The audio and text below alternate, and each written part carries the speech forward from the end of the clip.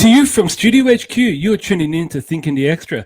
Coming to you from Comic Crusaders. I am Dodgy in the mix, mixing out with my amazing guest. But before I dive in, let me shout out our sponsors. Are you an aspiring comic creator but don't have the tools? Look no further than Thermond Comic Creations. If location is an issue, that is not an issue, as classes can be held digitally via Zoom. Jump onto thermondcomiccreations.com. And October 1st is Buy Indie Comics Day. If you're a creator like my guest here today, reach out to your local comic book store, make it an event. It's Artist Alley in your LCS. And my amazing guest today, he's a creator of characters and stories such as Guytron, Agent Solar, and Violet Bird. Let me welcome Raymond Leonard. What is happening? What's going on out there, everyone? The Aussie, what's going on, Aussie? Woo! That's what I'm talking about. Australia, man. I gotta come out there, man. I love you guys. You got to come out. You'd really enjoy it, especially during summer, which will be summertime. Is the kangaroos like real buff and strong? They can be, depending on where they work out. Oh man, I gotta see a kangaroo, man. I didn't know kangaroos was that I thought, as a kid, I just thought kangaroos was the sweetest things. But then the older I got, I see how vicious they can be, man. Mm-hmm. I was like, God damn, that's a kangaroo. Yeah, and some of them are like 7 to 8 feet tall, so you really do not want to mess with. Yeah, man, I seen how they get down. I'm like, these kangaroos are vicious, man. Yeah, I mean, if you really want to see a placid one, your wallaby is your best option. People think kangaroos, wallabies are like are one and the same, but wallabies are a lot smaller. They kind of have a body a bit like a rabbit or a cat. Uh-huh. But they're nowhere near as big as a kangaroo. So wallaby. Dude, I seen some crazy videos on kangaroos putting hands on people, man. I'm like, man. Oh, yeah. No, you do not want to cross with. Yeah, I don't want to get them all pissed off on that. I just want to see and keep going. Yeah, okay. Just walk away. But Ray, so let me just ask you a question. So you grew up in Chicago, Illinois, and yes. When in your life were you experienced to your love of comics? My love came, my discovery was TV. So, the access of looking at Spider-Man, the TV series, you had Batman, the TV series. That's how I discovered heroes. That's how that discovery came. Now, discovering comics came from my uncle. Yeah, he had this huge comic book collection, man, and man, I would pour my eyes out, man, trying to read all these comic books he had. I mean, he had the Avengers, Superman by John Byrne and X-Men and all this stuff, man. I'm discovering all these heroes, man. I just lost my mind. I was hooked after that. I was hooked. I was so hooked, man. And when you're a kid, you didn't know this stuff existed. You looking at cartoons and stuff until you discover all these heroes and stuff, man. All in books. It was fascinating, man. I mean, it's like being in the candy and a toy store at the same time. You know what I mean? Yeah, no, of course. And your uncle owned these comic books. Did he have them since he was a child? He was older than he was like a year older than me, and he would have like X-Men. This was during the John Byrne era when he was doing X-Men, and he left to do Superman and all that. That's the era I was accustomed to because he had all these books, and I was just I didn't know the name of the artist at the time. I just at the time, on Discover, I'm just looking at all these superheroes. The name Discover stuff ain't come until I started getting a little bit older. Like I started getting like 10 years old, 11. I started knowing the names. I could just tell by the style. But man, as a kid, at the age of 6 and 7, man, it was just like a whole new world. Like I just discovered. I didn't know all the superheroes existed. I didn't know anything about the Fantastic Four, X-Men, and all these characters that I was getting that I seen he had Legion of Superheroes, Justice League. I mean, man, it was just like bonkers, man. It was like, oh my God, man, I'm picking up each book and just trying to read them all, man. That's how excited I was as a kid. I was just enthused over all this stuff. I'm like, wow, he can shoot eye beams out his eyeballs. Like, what the hell, you know? The Hulk, seeing him transform into this big giant green monster. Man, it's like that stuff. It was like a fantasy world, man. It's like something you just discovered. You hooked now. It's just like I just never could wait to get home to read my comic books. Like I didn't start getting my comic books until like I was like around my mom started getting, man, like I said, around 7. But it were, really wasn't a real big collection like my uncle was. You know what I mean? Yeah. But man, I used to take my books to school just to get in trouble, man. Teachers would take them. Mom had to come get the books. So I get into a fight about them. Somebody done took a book out of my desk. I'm ready to fight. No, of course, because they're like your pride possession. Yeah, man. Right? I thought this is a true story. My first encounter, my mom put me in Catholic school. All right. So, one of these kids, they, he was like a bully. He was like the classroom bully. And so this was Spider-Man issue 16. It was the crossover, the book that McFarlane left, his last book. That was Spider-Man 16, right? Am I saying that right? Yeah, it was. Yeah, man, he took it out of my desk, man, and reading it. I guess he thought I wasn't gonna do nothing about it. And man, I flipped them desks over, man. Me and him fought, man. I fought for my book, man. But of course, the teacher come break it up. Yeah, and the nuns came and all that. Told my mom that I was fighting for over. She called them superhero devils. She said it was the devil. He's fighting on the suit over the devil comic books. I was like, Spider-Man's not the devil. Yeah, no way. So you found comics found you, and you have this very protective love for comics. But yes, when in that adventure did you discover your ability to draw comics and draw superheroes? Okay, but like I said, my family whole time art ran through the entire family. So my uncle would draw these superheroes. Like not only did he collect the books, he was drawing them. So when I see him drawing like Thor and Spider-Man, I wanted to do that. I wanted to do that. So I mimicked him so much because I wanted to be like him. I always wanted to be like my uncle because he was like the go-to guy. He was the guy everybody loved at school. He was known for being an artist at the school. And man, it was just I wanted to be like my uncle, man. I picked up that pencil and I just started drawing these superheroes, man. Like drawing Incredible Hulk. I was just drawing everything that I seen him do. I just wanted to do it. And that's what that came from. It came from learning from him.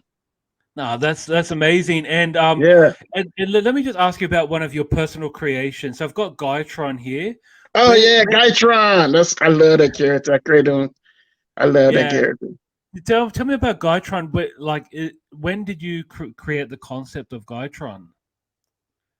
Oh man, I don't know. Maybe you know, but Spectre-Man and Ultraman. As a kid, man, I loved those cartoons to death. I mean, they weren't cartoons; they were TV shows. Yes. And man, just seeing them fight gorillas, big gorilla monsters with Spectre-Man fighting the big gorilla monsters with the perm. I don't know. You remember that? The same hairdresser. You remember Spectre-Man? No, honestly, I don't. Oh, I do know Ultraman. Tell you what, I'm gonna send you a link on YouTube for you to watch it, man. You'll see it's good. It's hilarious now, but it's still cool to watch. I mean, he fight these gorillas, man, and the other gorilla, he's like a villain. He got a perm, man. He got like a blonde perm. What kind of perm? Cherry curls, or is it? No, he's the gorilla, man. He got like a perm, man. I'm gonna send you the link, man. But that used to come on TV. So he'd get real. Spectre-Man, he'd get real big because the monsters were big. He'd get real big. He'd fight these monsters, man. Then Ultraman came. and I just love both of them. So that's where Guytron came from. I created Guytron for both of those TV shows. Mm-hmm. Nice. And was this during high school? I mean, when did you create Guytron? I created Guytron. Now Guytron, he was created in elementary school. Oh I created him wow. at the age of I was like what, I think I was like 9 years old at the time, because like I said, I was watching all these TV shows, Spectre Man, and I wanted to make my own. So I was like, I want to make my own Spectre Man, and I just cut him out in paper, and had them fight and like do this like action figure with paper. Mm-hmm. Oh wow. Yeah, because some certain toys this was the time where Japanese toys were like entering the US. It started to like Transformers and stuff. So you couldn't really find it wasn't a Spectre Man toy. No, definitely not. Ultraman. I mean, only way you can find Ultraman toys if you found somewhere. If it was rare, but like I said, it wasn't imported in the US yet.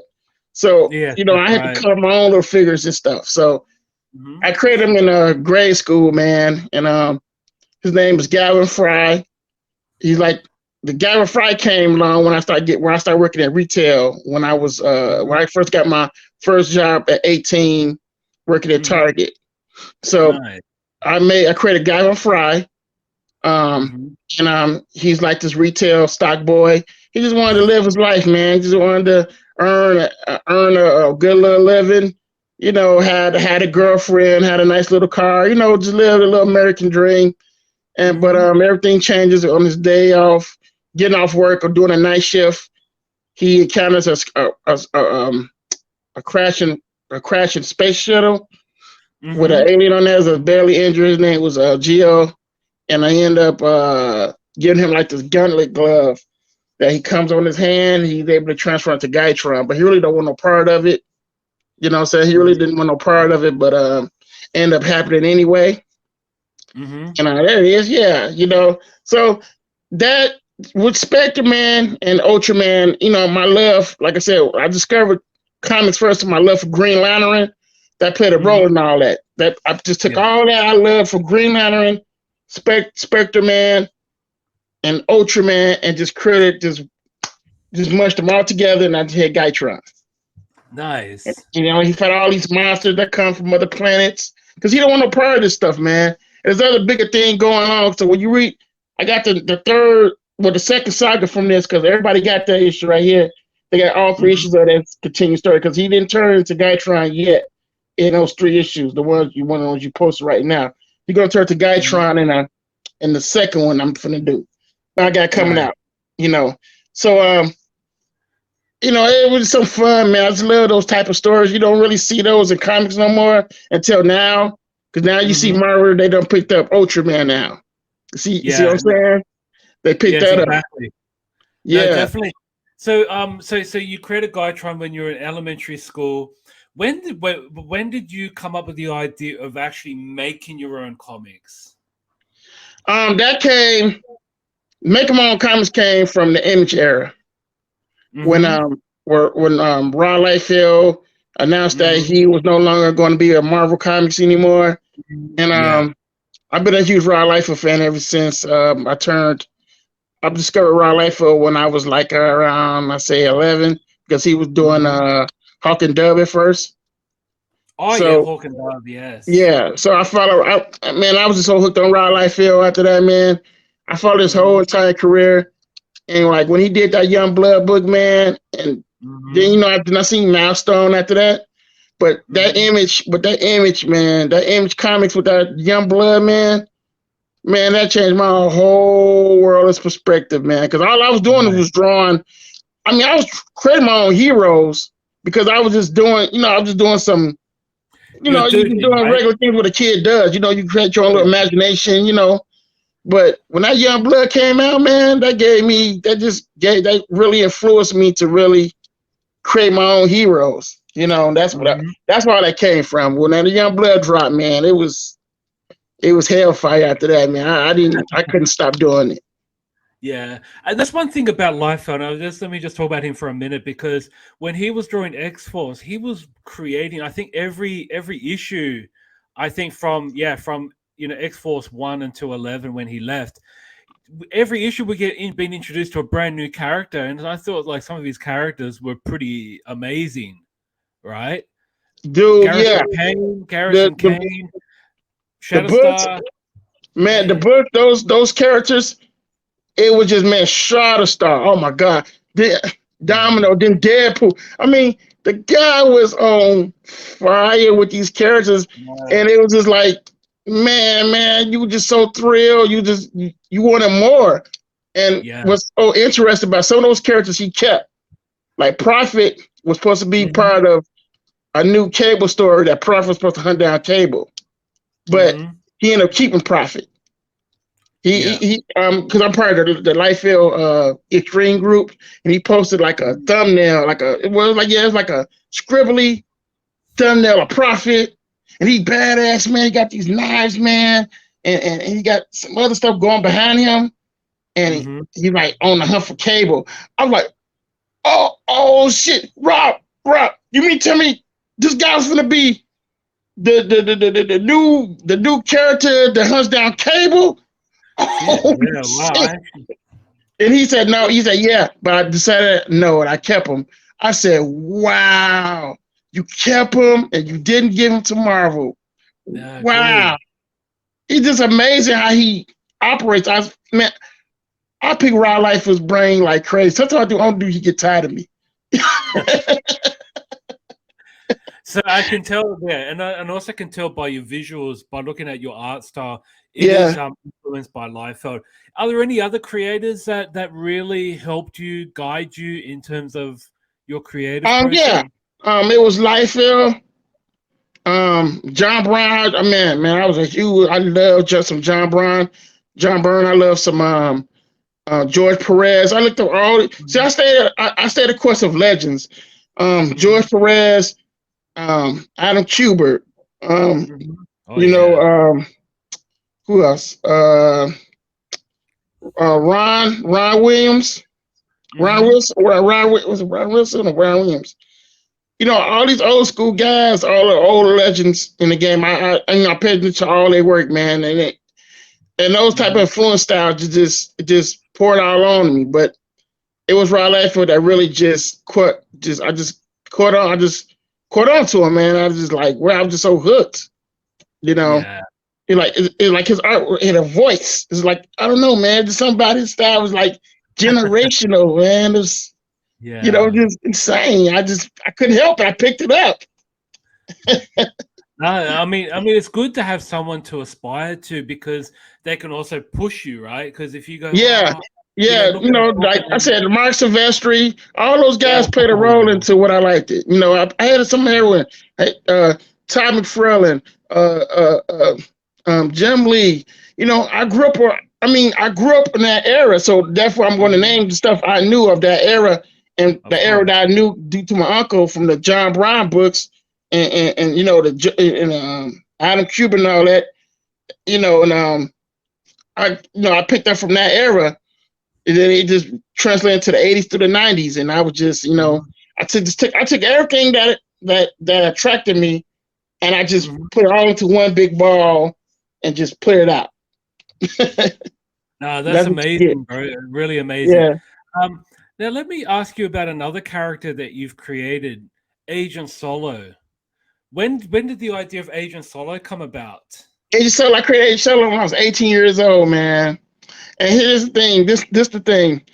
Savage Dragon, was it issue 3? It was issue 2 because he's fighting Bedrock. And Eric Larson had this contest going on. And it's like, get your art, get your creation, your character in Savage Dragon. And oh man, dude, I ran to my drawing table and I drew that book. I drew him. This was the first, because I created my team, but the first Agent Solo I created, he was like a guy. He had like this badass jacket, and he was like a badass. And I created him from that, and that's where he really came from. And that drawing had got lost, but that's where he came from. He came from my idea because I wanted him in an Agent. I wanted him in a Savage Dragon issue, but of course I did not win. But that's what that came from. Then I picked up that character again. I recreated him, and I created him on the 4th of July. It was hot as hell here in Chicago, and all my friends was out enjoying their summer, and I just said I just wanted to stay in. I didn't want to do anything, and I just picked up the pencil and started sketching out these characters, and he was created. I created him, man, and that came from his creations. Came from my love from watching a lot of Mission Impossible, James Bond, and Magnum PI, stuff like that, G.I. Joe, Captain America. Yeah. That's amazing. Because I mean, just like to hop on your story a little bit, because this was pre-internet, right? You actually had to read the comic book or read the Wizard magazine whenever there's a competition on. The internet, right? All this came, man. Like I said, I'm just a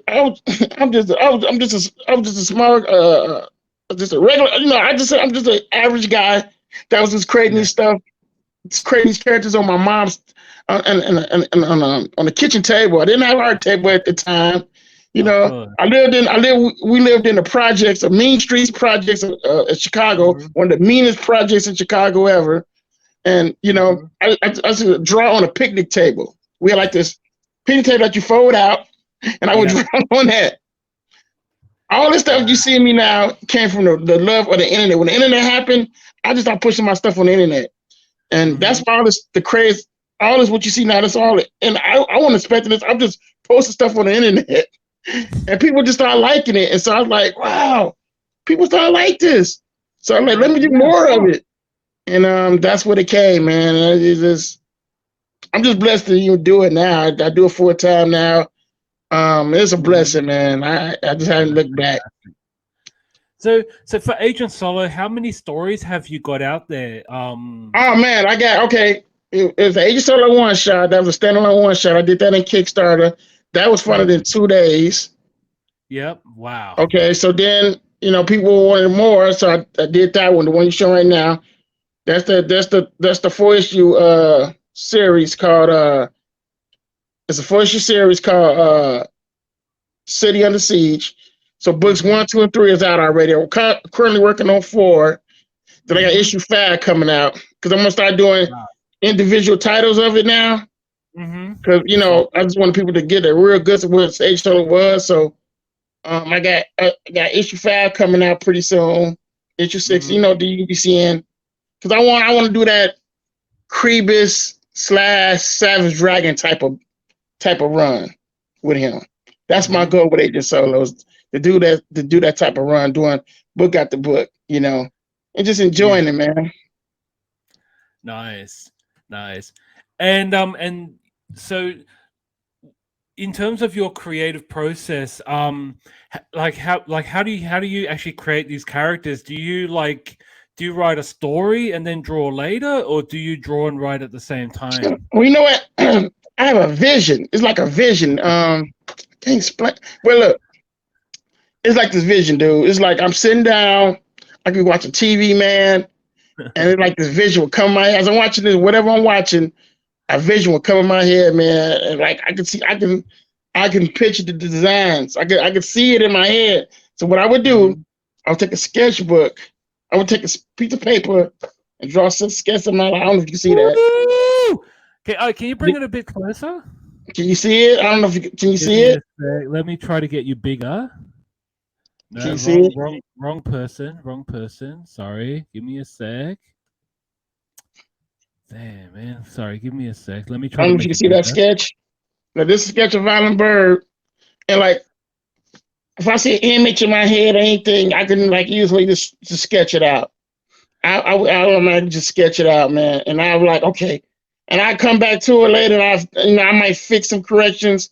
I keep playing around with it till I'm that it's comfortable. Because you got to remember, when you're doing these characters, when you're sketching them out like this, sketching anything out like this, you got some more sketches I did. You're doing stuff like this, which you wanna create a character development. You want to keep doing it till you're satisfied with it. Because number one, you also got to keep in mind is you're gonna be drawing this stuff in panel to panel. You see what I'm saying? And you got to be, you want to, you want to be very comfortable drawing stuff panel to panel. So that's where that came from, man. And that's how I draw my stuff. That's how my ideas come. Is that I was drawing stuff panel to panel, and I would just save it and I do some recorrections. Yeah. So before we move on to your next character, when did the name Diverse Comics come about?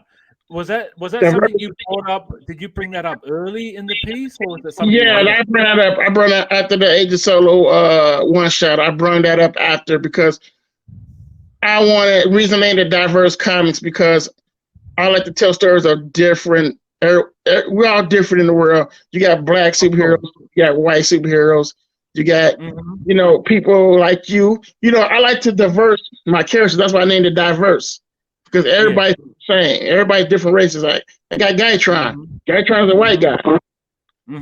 Age of Solo's a black guy. You got Violet, she's a black woman. But then I got other characters that I have not, even put it out yet. That's different races for everyone to adjust. I call it Diverse Comics because it's for everyone, not just for one race. See what I'm saying? So I like to do the Jack Kirby approach because when Jack created characters, he created characters for everyone to enjoy. You know what I'm saying? And that's why I like to bring with my characters. That's why I named it Diverse Comics. Nice. Wow. I'm excited to ask you more questions. We'll move on to your next character. So Violet Bird. And forgive me if I'm asking because I thought I saw this character with Antarctic Press. When I'm getting asked these questions because I created these characters out of my head, man. Like I created out of my head, and that time I'll be thinking like, how the hell did I create this? So I'll be picking my own brain sometimes, man, because I'm like, I try to come up with the most craziest villains for them. And I try to make each villain interesting, like like you watching Kill Bill or something. I try to make it interesting as possible. Yes, but this character, was it originally with Antarctic Press? Yeah, this was during the pandemic. And Antarctic Press reached out to me, Brian Denham at the time. He said, "Hey, I love that character. Because I was supposed to just Violet Bird. I was already gonna plan on releasing her as something I'm going to do. But he's like, we're looking for something new. I like that character you was posting. And I'm like, which character? I post a lot of stuff. He's like, that bird lady character. I'm like, Violet Bird? Or you want her? Oh man, let's do it. So I drew a 5-page story, whatever to submit. Then he's like, I submitted it to him. He said, "Oh man, we love it, but we see it as anthology only right now, like an anthology. I believe she deserves to be discovered. I think she deserves to be discovered as a one-shot, at least a 2-issue. I mean, like at least a one-shot book. Just to test the waters, because I know people would like her. Return of the bad girl style comics. You don't get that anymore. And then he wanted to change the name. I'm like, I'm not for changing my name, bro.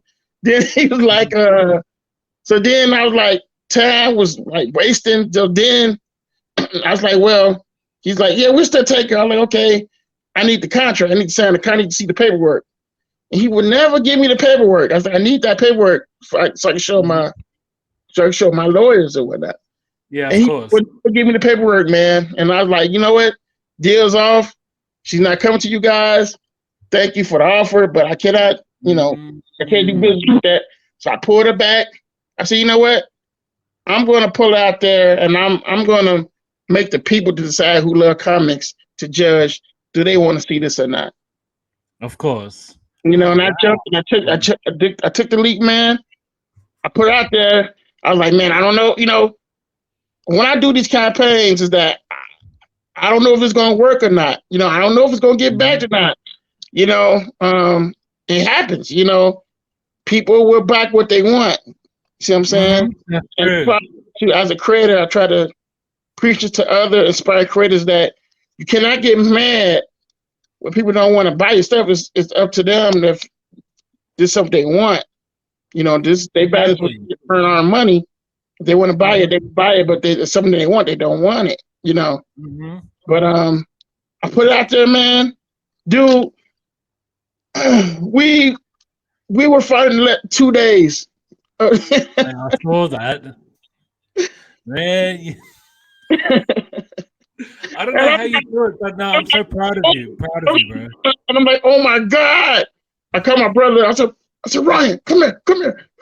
Look at this. Look at this shit. I said, oh my God, it's fucking 2 days. 2 days. Wow. Man, I lost my mind. And I was so happy, man. And I said, well, I'm gonna let people just keep getting it. Then I said, time's ticking. I was like, I want to get something back to the people. I want to throw a 10-page sketchbook with this book. Because it's 28 pages. Yes. 28 pages. I want to get people work they read the content. So I said, I want to get something back. So I said, you know what? I got all these sketches laying around. I give them a 10-page sketchbook along with the book. And bam, we were finding with the stretch goal. I gotta get going, but man, I had so much going on is that I can't focus on one thing at a time. You know what I mean? Because I'm just all over the place. But it's a blessing that people want to see these characters and they will write me. Man, I cannot wait to read Violent Bird. I read your Age of Solar. I read your Gaitron. Dude, I can't wait to read this Violent Bird book. You know, they tell me this, and I get fan mail art. The fan mail be coming in with art, and I try to put in each book to show these people that buy these books that, hey, thank you so much. Your artwork is good. I love it. You know, I love all type of artwork, man. And because I used to be that kid. I always wanted to see my stuff in comic books. You know, of course. And I just love giving that type of love back, man. You know, it's a blessing, man. I'm just having fun. That's all. No, that's amazing. So what inspired the character of Violet Bird? Oh man, dude, Kill Bill. Some. I just love watching the Charlie's Angels. It came from a lot of stuff. Because you don't see a lot of leading role characters are women. Especially color, you really don't see it. So I just want to do something different. I want to say, well, what if it was like a woman and she was like Batman type of like Batman? Yeah, I'm thinking Batman. That was my first thought. Right, with some Charlie's Angels and some Kill Bill stuff. How would that be? Violent Bird. You get Violent Bird. She's a lawyer in the morning time, like Daredevil, but she does all these. She's on the hunt because she's taking down these criminals who killed her parents. Her parents were high-profile lawyers. You know what I mean? I'm talking, they were big-time lawyers, man. They taking down all type of stuff, but they had got their feet into some shit that they for to crack down on this mob boss who had ties with politicians.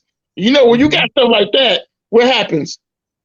You gotta be gone, man. I ain't trying to get busted. I ain't trying to get caught up in no shit. They gotta die. I don't want to get caught, So it was a hit out on her parents. She witnessed this at the age of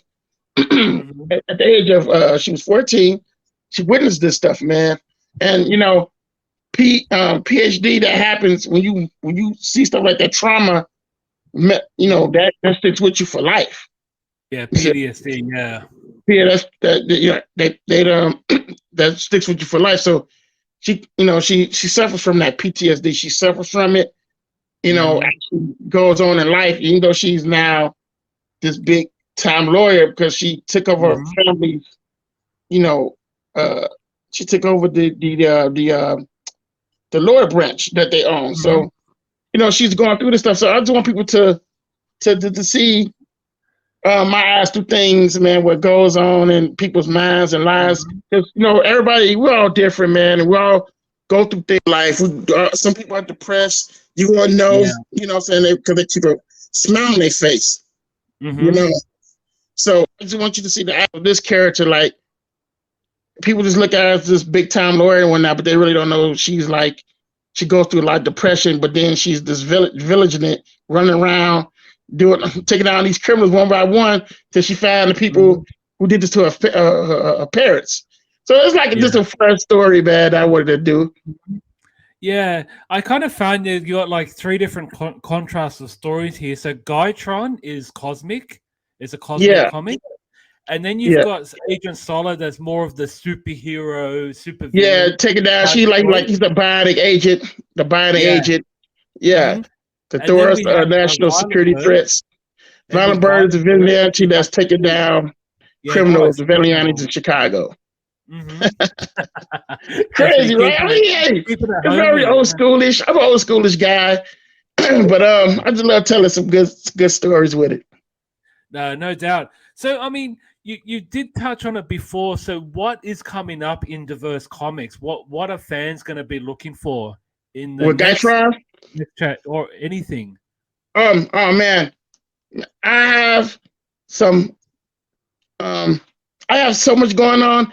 I had to sign a lot of paperwork that I can't really talk about it, especially with Agent Solo. I can't talk about the Agent Solo thing. I signed a deal, but it's like the deal is still kind of like going on until the deal surfaces up. Then everybody will know what the deal is. But other than that, I have Guytron coming out. Nice. The first encounter coming out because Homecoming already came out. Just continue to that. So the people see the first encounter when we fighting the monsters. Then after that, I got Agent Solo issue 4 coming out. I don't know if it's gonna come out this year. I think it's gonna be next year though. And I have Spectre Magnus, the character everybody really been asking me about. I got him in development right now. So nice. Right. So like I said, I'm constantly drawing this stuff, man. And I always want to make sure things are right when I'm doing it. Of course. And where can fans find these? Are these also going to be Indiegogo launches? The new stuff. Yeah, your new stuff. Yeah, the new stuff. Yeah, everything will be an Indiegogo because right now I'm getting everything together to be over at Comics Wellspring, which is the print on demand comic book publishing company. Oh yeah, nice. What they do is they print out like when you order the books, they ship them right out to you.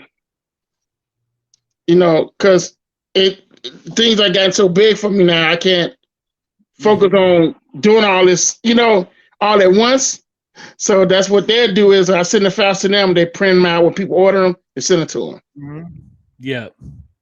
Now I like that print on demand because one, you're not like left with 50 boxes of books. Yeah, man, because it was getting. Yeah. I did not know it was going to get crazy like this. I was like, oh man, this is getting crazy. I'm like, I can't keep up with this. I can't keep up with the demand because I don't check my emails like that. It was like, oh man, I got to come up with a better strategy because now it's just getting crazy. That's like, man, what I'm gonna do? But man, luck came my way.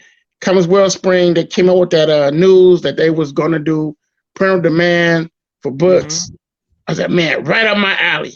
So when I get all that going, then that's I drop a link and people can order books through them, and they'll get them. They'll ship them out to whoever want one. Yeah, and one thing I liked as well, you mentioned and I saw this on your last Indiegogo post, and a fan from Australia actually reached out to you because shipping. Yeah, dude, and I have a great Australian fan base, man. I love Aussie. Thank you. Well, we love you too. So. Yeah, man. Oh yeah, well, the guy who you seen the post. Yeah, and, I did. I get it, man. I get it that sometimes it's I want like I explained to him, it's not me that's making the shipping. We know that. It's right. It's that's the laws they make because when I put in the code to ship to you guys, and then I got to put in the value of it. They don't want when it come up that shit saying $30, bro. I kid you not. And I'm like, holy shit. I'm like, who the fuck gonna pay this, man? And I'm like, man, that's wrong. How they doing this? Right. And that's I'm trying to explain, to my Aussie fans that it's not me, man. I'm not on for no money grab. It's when you put in them code, and it let you know just how much you got to ship it out to, and it comes out to $30. US, So that is. yeah. So what I did was I said, well, let me just do PDF file, digital file. So Yeah, we appreciate that. therefore, if people who don't want to pay that shipping, they still can get the book, but they get it digital, and I can send it to them. Yeah. It's still we still value what you've given us, even though it's not a physical book. But just by getting a PDF, we can still read your book, Raymond. It's not like we're getting a inferior copy. It's still good. It's still readable. We can still see the art you put in. We can see the hard work. We can see it all. Thanks, man. Thanks. I really do put I put my all into it, man, because I feel like I grew up reading these books, man, and now comics have changed now, man. You don't get that passion no more in some of these books. It's like it's rushed, and what they do is slap some color on it and letter it. They don't give you a full. They don't even give you a full read in the Marvel book no more. You be like, what the heck is this, man? This filled with ads and shit. Oh God, don't talk to me about ads. They just don't give you a good read. And they asking how much for a book now? What, $5? Yeah. And it's not even a full page book. Yeah. So let me just ask you some creative questions. So what time of the day is your creative? Like, do you have a particular time of the day when you're like, oh man, my days are all screwed up. All right, do tell. Man, okay, let's see. I would start. This is my day.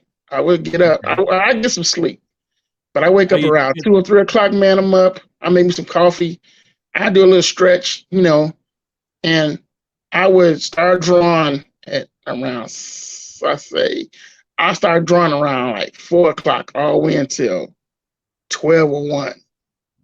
Wow, in the morning. And sometimes I go into a little zone. I have to pull away. I'm like, oh shit, I done missed a whole day because I've been drawing. But now, since I'm back to working out, get my health back in order, I kind of so now when I do it now, I got to make sure I'm get enough work in. So I start working like around 6 to 10. So then I stop for a minute. Then I have to go to the gym or I'm working out at home here. So then once I come back from the gym and all that stuff, I'm back at doing it around 3 all the way until like 10 o'clock. Yeah, because I'm working on 2 different books, so I make a date. So I would say today, Monday, I ink 2 pages, Agent Solo. Then I say that'll be it. Then the next day I was like, okay, today Tuesday, let me pencil a page of Gaitron or something. I always have something broke down because that keeps me balanced. Because if not, I'll be all over the place. Yeah, no, I appreciate that. So yeah, I mean, this is something that other creators who are listening to this or watching this podcast they can actually understand. Thanks, man. It's best to have a plan, man. I always come with a plan because the plan will help you balance out things, especially if you're a father. I'm not a father or nothing, but I'm just saying if you're a father, married man, whatever, and have a plan of what you want to create. Because, like I said, I know everybody ain't got free time like that, and it's best to try to find that free time you have. If you only got one day, just try to do 1 page a day, man. And trust me, that 1 page a day will add up. You've been ahead of book. Yeah, exactly. Because if you miss a few days, you miss a few days, it's crash course. You're not motivated. You feeling sluggish. Then you're gonna start beating up on yourself about not getting nothing done. Because I see this a lot. I see it a lot online. And some of these guys, they come to me in my inbox, and I be like trying to tell them, like, look, dude. First of all, you got to work. You got a 9 to 5, and you got a wife, you got kids. All right. I'm like, so whatever free time you have, you better take advantage of that window and try to get something done that day with the free time you have. Yeah, of course. Even though you might don't want to do it, but you gotta understand, if this is something you really want, you're gonna want to do it. It's all about determination, discipline. Because if you really want it, man, you're gonna do it. But if you don't want it, then you just There's nothing that's gonna happen. You just complaining, and nobody can help you with this but yourself. Nobody can do it but yourself. Because it's hard work. Making comics is a bitch, man. I know. And in terms of, like, for example, if you're feeling unmotivated, or if you do have what they call writer's block, what do you do to combat that? Do you go for a walk? Or what I do if I have any type of block, I will walk off. I will watch some TV. I will watch some anime cartoons, man. I will listen to music. I won't even think about what's going on when I get going on. I get motivated by just looking at a lot of YouTube. I look at a lot of Artist Alley and YouTube because that stuff inspires me, man. I don't know why. I just love it, man. I love doing Comic-Con shows too because seeing people walk through the Artist Alley and just, and sometimes I see myself, oh, there go me, and that motivates me, man. Then I'm ready back to create. So I'm like, okay. Yeah. Then I just get back into it, man. I get back into that drive, man. I'm boom, boom, knocking out stuff left and right. Right. So that's how you motivate yourself. If you feel like ain't nothing going your way, just move away. Just step away from it. Don't stress yourself. Just step away from it. Look at some TV. Look at whatever you enjoy. Maybe you love cooking. I don't know.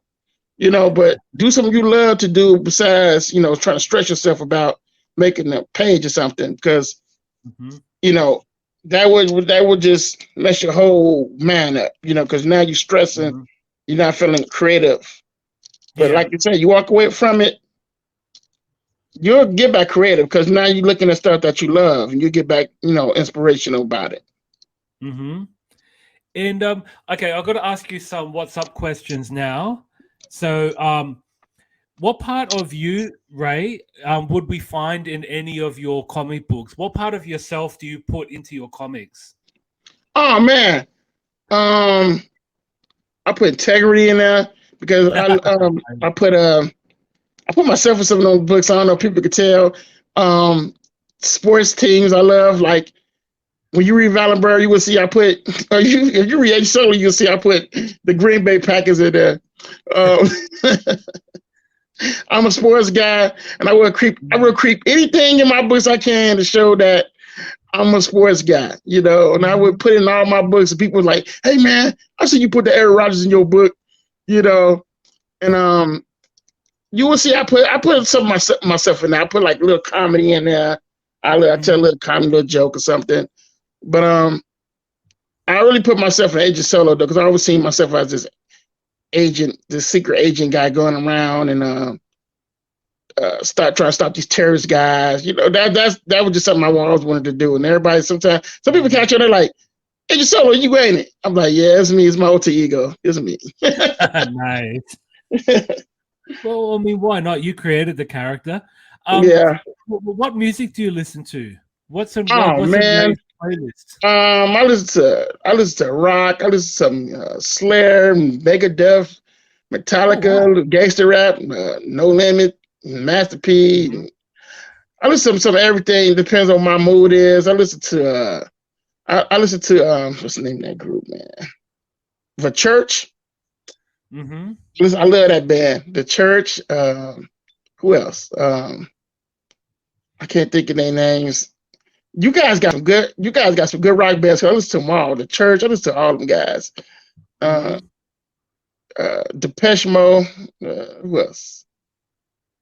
Some everything, man. I'm all mixed blended when it comes to rap, when it comes to music, because it really motivates me. It puts me in a mood. Depends on what I'm in. Like if I feel like listening to some Metallica, I put that on. If I want to listen to The Church, I put it on. It all depends on what mood I'm in. It gets me going. Yeah. And do you listen while you're drawing as well? Yeah. When I'm drawing, man, I got that music on full blast. Nice. I got it on full blast, man. No stop. Now that's awesome. And in terms of like TV binge watching, what are you watching at the moment? Oh man, the new Moon Knight.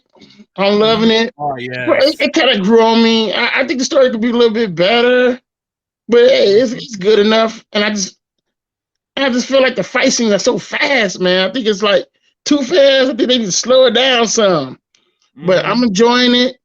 I love, the I love Daredevil. I love all stuff, man. I try to keep up with a lot of stuff, but due to I be so busy, so I be real late when it comes to looking at stuff though.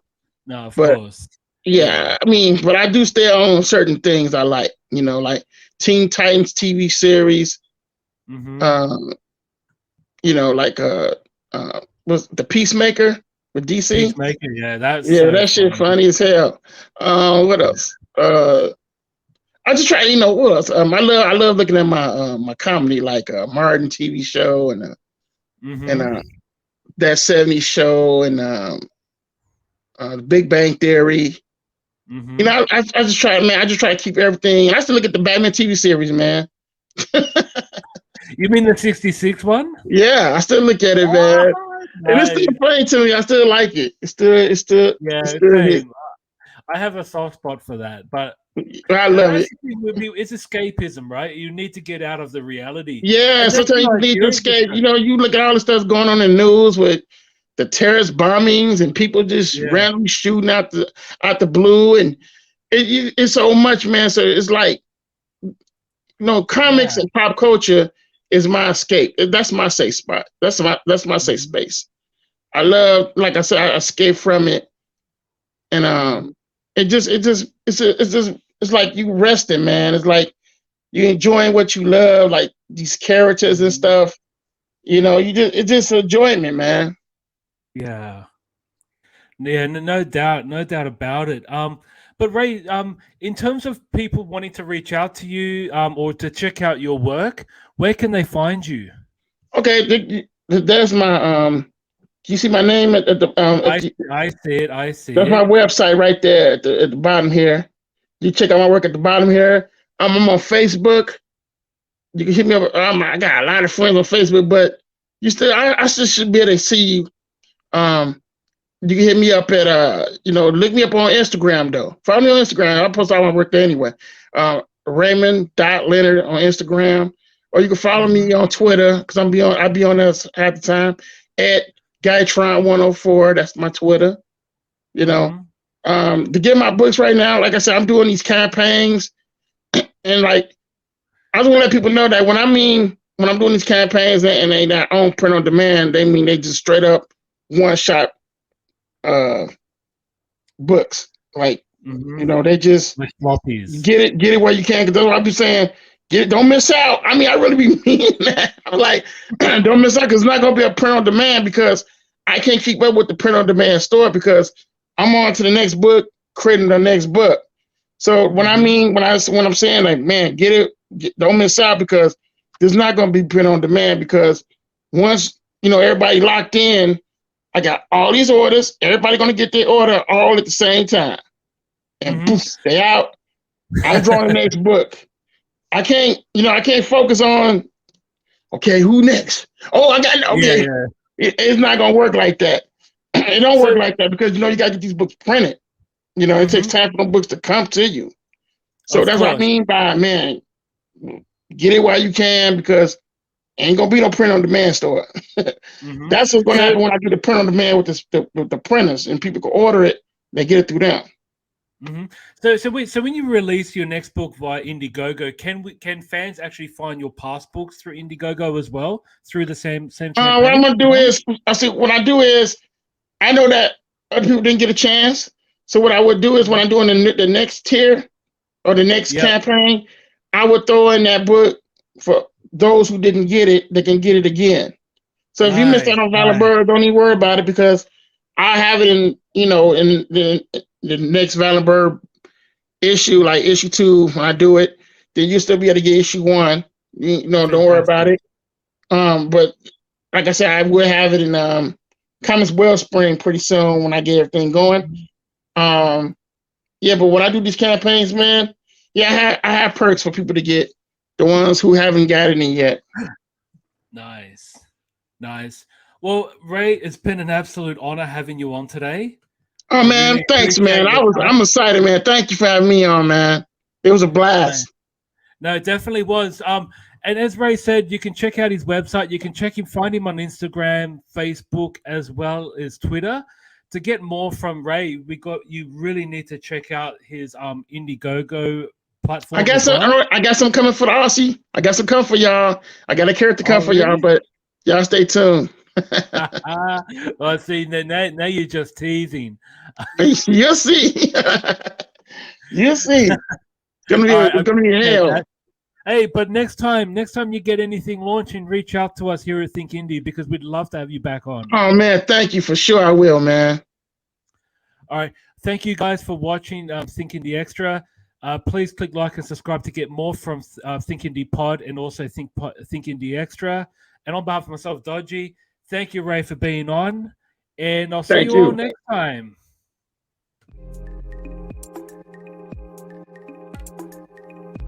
Thank you. We hope you've enjoyed this Comic Crusaders production. For real-time news on all things pop culture, please feel free to follow us on social media.